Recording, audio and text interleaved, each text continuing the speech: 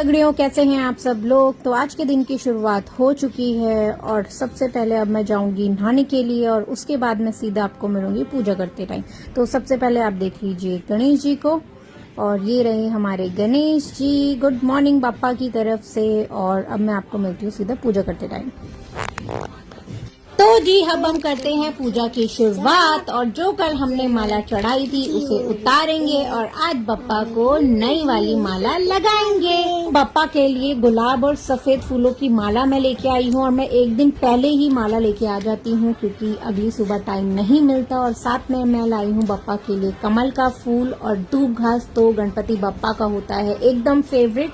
तो ये सब मैं बापा को चढ़ा रही हूँ, और उसके बाद हम लोग अगरबत्ती और जोत से पूजा करेंगे। और कुछ इसी तरह से आज बप्पा का है दूसरा दिन हमारे घर में। तो आज का दिन में हमने बापा को इस तरह की फूलों की माला के साथ सजाया और पूजा हमारी संपन्न हुई आज की। और ये रहा हमारे बप्पा का फाइनल लुक। सिर्फ एक माला से ही बप्पा का लुक चेंज हो गया। मगर कहते हैं ना कि जब मूर्ति की स्थापना होती है तो असली जान उसमें तब आती है।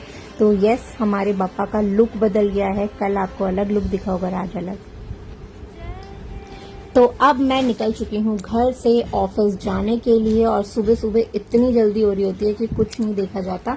तो मैं मिलती हूँ आपको ऑफिस में जाकर।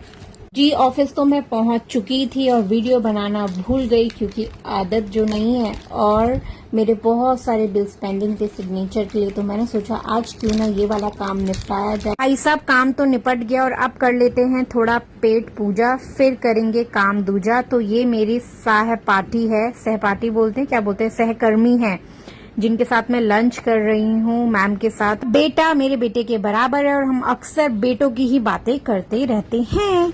तो आज की दिहाड़ी मजदूरी हुई खत्म और सब जा चुके हैं, और मैं भी निकलती हूँ घर के लिए।